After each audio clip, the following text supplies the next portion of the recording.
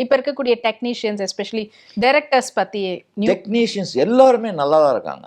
என்னன்னா ஒரு சின்ன வட்டத்துக்குள்ளே இருக்க மாதிரி நான் ஃபீல் பண்ணுறேன். அந்த வட்டத்தை தாண்டி வர்றதுக்கு இன்னும் எத்தனை பேர் தைரியமாக வரப்போகிறாங்கன்னு தெரில. It will take maybe another 1 or 2 இயர்ஸில் தெரியும். ஆல்ரெடி ஒரு செலிபிரிட்டி ஸ்டேட்டஸில் இருக்கிற எஸ்டாப்ளிஷ் அது அவங்களுக்கு வந்து ஒரு விதத்தில் வசதி என்னென்னா, இப்போ கேமராக்கு முன்னாடி நின்னாக்கா நமக்கு டைம் இருக்காது.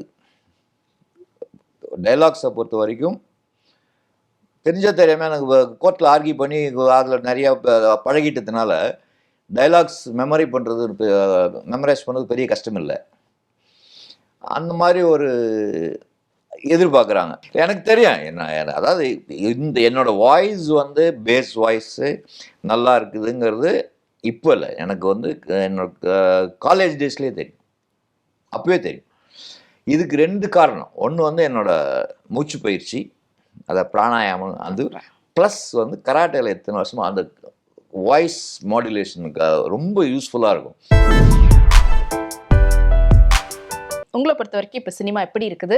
இப்போ சினிமா போயிட்டு இருக்கக்கூடிய அந்த ட்ராக் வந்து உங்களுடைய பார்வையில் எப்படி இருக்குது? வளர்ச்சிக்கான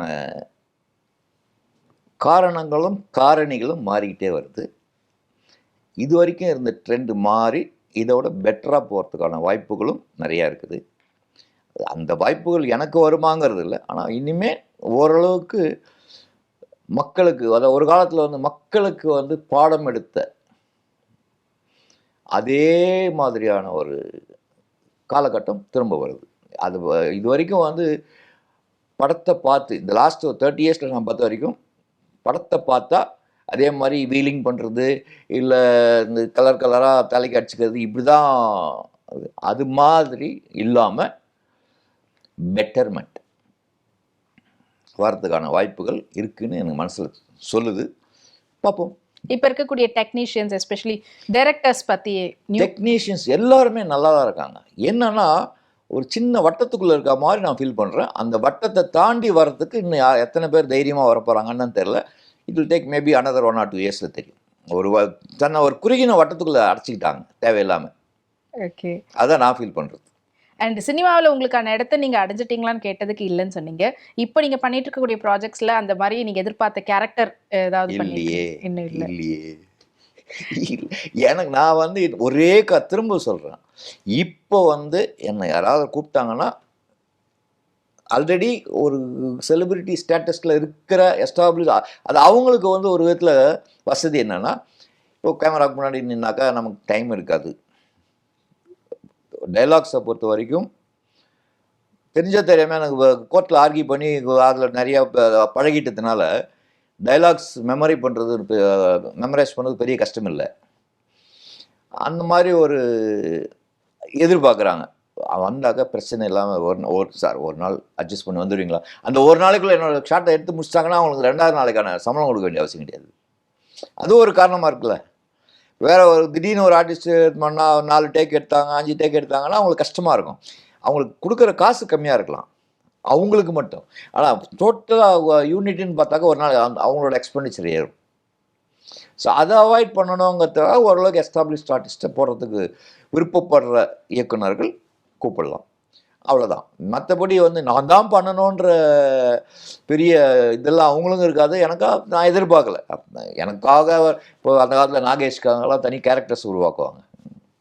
அந்த அளவுக்கு எனக்காக பண்ணுவாங்க அப்படின்றத அப்படிலாம் நான் சொல்லிக்கிறதுக்கெல்லாம் ஒன்றும் இல்லை. ஆசைப்பட்டாங்கன்னா சந்தோஷம், பண்ணலைனாலும் அதுக்காக நான் ஒன்றும் யார் பேரும் எனக்கு அதுக்காக வந்து ஐயோ ஏன் எனக்காக பண்ணல நான் வரமாட்டேன் அப்படிலாம் சொல்ல முடியாது.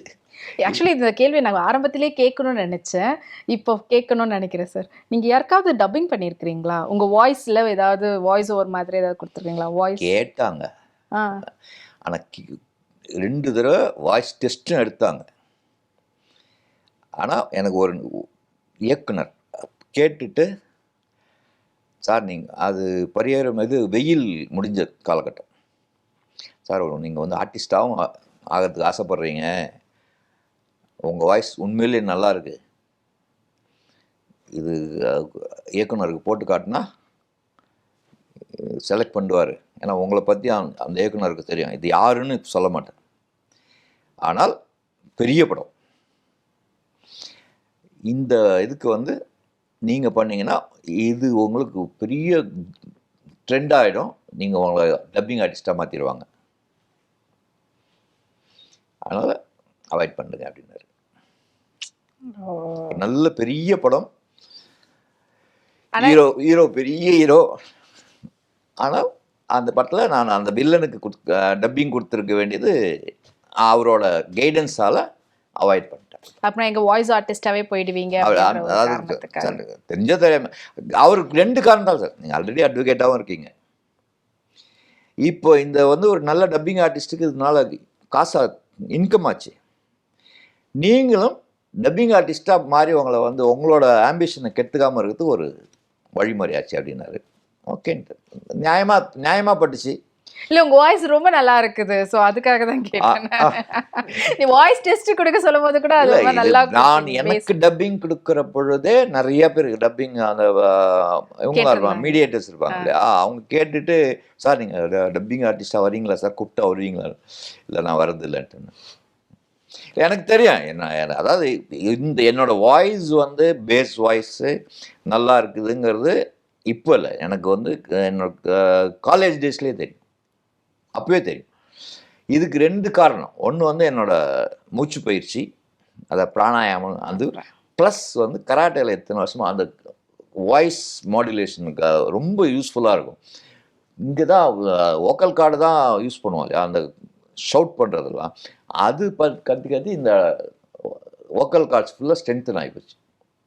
ஓகே, அது இப்போவும் அந்த வோக்கல் கார்டுக்கான சில ட்ரைனிங்ஸ்லாம் இப்போவும் பண்ணிட்டு தான் வரேன்.